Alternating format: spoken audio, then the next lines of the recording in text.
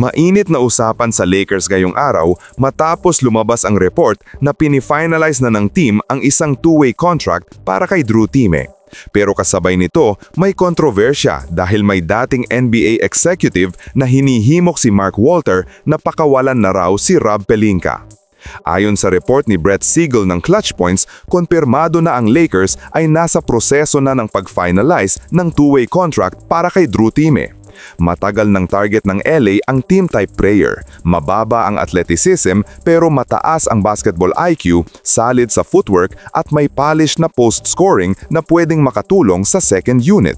Pero ang malaking problema, puno na ang roster spots ng Lakers para sa two-way. Hindi pwedeng tanggalin si Nick Smith Jr. dahil gusto pa siyang i-develop ng team. Ibig sabihin, may isa sa dalawa ang kailanang i-waive, si Christian Coloco o si Chris Manon. Ito ngayon ang pinaka-pinagdidebatehan sa Lakers community dahil parehong may value depende sa direksyon ang team. Si Coloco ay may size at rim protection habang si Manon ay may upside bilang energy wing na may length at defensive tools. Ang pagpasok ni Timme ay indikasyon na ang Lakers ay naghahanap ng mas maayos na system fit sa ilalim ng bagong coaching staff. Kailangan nila ng role players na may tamang decision-making para sa Luka era.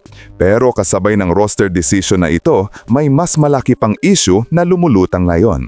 Isang former NBA executive ang nagsabi na dapat daw tanggalin ni Mark Walter si Rob Pelinka kung gusto niyang manalo ng championship sa Luka era.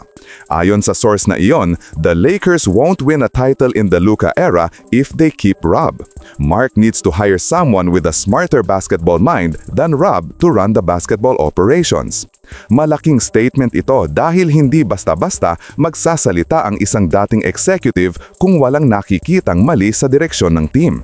Sa nakaraang seasons, maraming questionable decisions ang naling kay Pelinka, mula sa failed roster experiments hanggang sa inconsistent roster building. At ngayong nasa Lakers na si Luka Doncic, mas malaki ang expectation na magkaroon ng mas matalinong long-term planning para masulit ang prime niya. Kaya ang tanong, ang pagkuha ba kay Timme ay sign ng bagong direksyon o isa na namang maliit na move sa gitna ng malaking problema sa taas? Ang move para kay Timme ay hindi game-changing pero logical. Kailangan ng Lakers ng high IQ big na pwedeng magbigay ng stability sa bench units. Pero ang tunay na kwento dito ay ang pressure kay Rob Pelinka. Kapag may insider na openly nag-uudok ng firing, ibig sabihin may real concern sa loob ng league at hindi simpleng fan overreaction. Kung hindi maayos ang roster construction ngayong Luka era, mabilis itong magiging narrative laban kay Pelinka, lalo na kung magsimula ang season na may kahinaan ang lineup.